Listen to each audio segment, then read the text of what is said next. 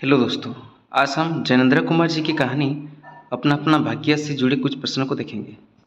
चलो देखते हैं। आज का पहला प्रश्न है, अपना अपना भाग्य में किस स्थान का वर्णन किया गया है? उत्तराखंड, जम्मू कश्मीर, नैनीताल, आगरा। इसका सही आंसर है नैनीताल। दूसरा प्रश्न है, बालक का उम्र कितने वर्ष का था? 10, 11, 12, 8। इसका सही आंसर है 10। बालक 10 वर्ष का था। लेखक किसके साथ कहाँ बैठा था? मित्र के साथ उड़ीसा में बैठा था, मित्र के साथ नैनीताल में बैठा था, लेखक कहीं नहीं बैठा था, अकेले बेंच पर बैठा था। इसका सही आंसर है मित्र के साथ नैनीताल में बैठा था। अपना अपना भाग्य कहानी का उद्देश्य है गरीब बच्चे का चित्रण। सही है। परिस्थितियों के सामने मनुष्य कितना विवश होता है, यह दर्शाया गया है। मनुष्य भाग्य के आगे नतमस्तक होता है। ये तीनों सही है, तो इसका सही आंसर क्या होगा? ए, बी, सी। गरीब लड़का कैसा था? मेहनती था, चालाक नहीं था, स्पष्टवादी था। तो इसका सही आंसर है ए और सी। अगला प्रश्न है, लेखक ने नैनीताल की उस संध्या में कोहरे की एक सफेदी में क्या देखा? एक औरत, एक गाड़ी, एक बच्चा, अपना मित्र। लेखक ने नैनीताल की उस संध्या में कोहरे की सफेदी में एक बच्चा देखा। अगला प्रश्न है, अजी ये पहाड़ी बड़े शैतान होते हैं, बच्चे बच्चे में अवगुण छिपे रहते हैं, आप भी क्या अजीब है, उठा लाई कहीं से, लो जी यह नोकर लो। उपयुक्त अवतरण में किस कहानी से संग्रहित है? यह कथन अपना अपना भाग्य कहानी से संग्रहित है। अगला प्रश्न है, अजी ये पहाड़ी बड़े शैतान होते हैं, बच्चे बच्चे में अवगुण छिपे रहते हैं, आप भी अजीब हैं, उठा लाई कहीं से, लो जी यह नौकर लो। वकील साहब उस बच्चे को नौकर क्यों नहीं रखना चाहते थे? क्योंकि वे और लेखक दोनों ही उस बच्चे के बारे में नहीं जानते थे। ये तो सही है। उन्हें नौकर की ज़रूरत नहीं थी। ये गलत है, क्योंकि उन्हें नौकर की ज़रूरत थी। बच्चे को नौकरी नहीं चाहिए थी। ये भी गलत है। उन्हें लगता था कि बच्चा शैतान और अवगुण से भरा हुआ है। ये भी सही है। तो इसका सही आंसर होगा ए और डी। वकील साहब उस बच्चे को नौकर नहीं रखना चाहते थे, क्योंकि वो और लेखक दोनों ही उस बच्चे को बारे में नहीं जानते थे। उन्हें लगता था कि बच्चा शैतान और अवगुण से भरा हुआ है। अगला प्रश्न,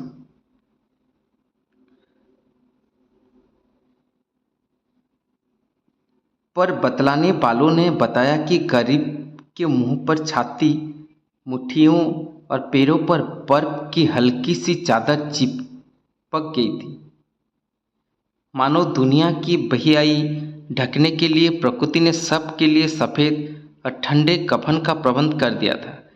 लड़के की मृत्यु का कारण क्या था? बहुत अधिक ठंड से, बहुत अधिक गर्मी से, भूख से, दुनिया के स्वार्थ से। इसका सही आंसर है बहुत अधिक ठंड से और भूख से, ए और सी। इसका सही आंसर है ए और सी। लड़के के दोस्त की मृत्यु कैसे हो गई थी? साहिब के मारने से, लेखक ने मारा, भूख से, ठंड से। लड़के के दोस्त की मृत्यु साहिब के मारने से हो गई थी। अरुण का क्या अर्थ है? अरुण का अर्थ है लाल। प्रकाश वृत्त का अर्थ क्या है? अजनबी, तार, रोशनी का घेरा, लगाम। इसका सही आंसर है रोशनी का घेरा। हल्के प्रकाश और अंधियारी से रंग कर कभी वो नीले दिखते, कभी सफ़ेद और फिर अरुण पड़ जाते। यह पंक्ति किसके संदर्भ में कही गई है? आकाश, बादल, रुई के रेसे बरसा। यह पंक्ति बादल के संदर्भ में कही गई है। उन्हें न चलने में थकावट आती थी, न हंसने में मौत आती थी। यह कथन किसके लिए कहे गए हैं? भारतीय स्त्रियों के लिए, अंग्रेज रमणिया के लिए, इंदु के लिए, बालकों के लिए। यह कथन अंग्रेज रमणिया के लिए कहे गए हैं। रास्ते में दो मित्रों का होटल मिला। दोनों मित्र पेशे से क्या थे? अध्यापक, वकील, पुलिस, डॉक्टर। ये दोनों मित्र पेशे से वकील थे। रात के कितने बजे तालाब के किनारे उसी भीगी बर्फ सी ठंडी हो रही लोह के बेंच पर बैठ गए? 12 बजे, 1 बजे, 2 बजे, 11 बजे। इसका सही आंसर है 1 बजे। रात के 1 बजे तालाब के किनारे उसी भीगी बर्फ सी ठंडी हो रही लोह के बेंच पर बैठ गए। वैसे वे अकड़ कर चलते थे, मानो भारत भूमि को इसी अकड़ के साथ कुचल कुचल कर चलाने का उन्हें अधिकार मिला है। यह कथन किसके लिए है? अंग्रेजों, बालकों, नारियों, पुरुषों। यह कथन है अंग्रेजों के लिए। बालक जिस दुकान पर नौकरी करता था उसे कितने रुपए मिलते थे? 1 रुपये, 3 रुपये, 5 रुपये, 10 रुपये। बालक जिस दुकान पर नौकरी करता था उसे 1 रुपये मिलते थे। मैंने देखा कोहरे की सफेदी में कुछ ही हाथ दूर से एक काली सी सूरत तरफ आ रही है। यहाँ काली सी सूरत शब्द किसे इंगित करता है? लेखक को, बालक को, वकील को, मित्र को। यहाँ काली सी सूरत शब्द बालक को इंगित करता है। पहाड़ी क्षेत्र में करीबी का संदेश देने वाली कहानी है रोज, राही, आकाशदीप, अपना अपना भाग्य। पहाड़ी क्षेत्रों में गरीबी की संदेश देने वाली कहानी है अपना अपना भाग्य। कौन सा कथन सही है? लड़के के माँ बाप 15 कोस दूर गांव में रहते थे। लड़का घर से भाग आया था। लड़का अपने साथी के साथ आया था। लेखक लड़के को नौकरी दिलाने अपने वकील दोस्त के यहाँ ले गए थे। ये चारों सही है, तो इसका सही आंसर क्या होगा? ABCD।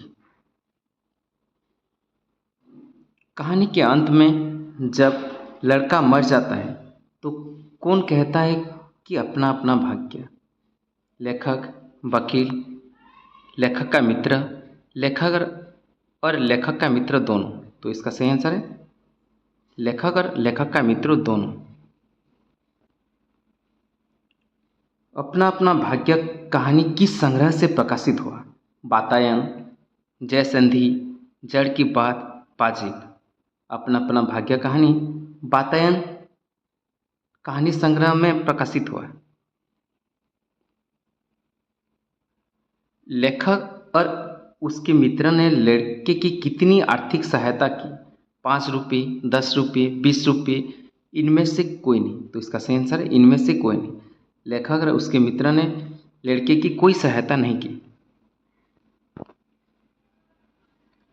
लेखक और उसके मित्र लेखक को अगले दिन कहाँ मिलने को बोला?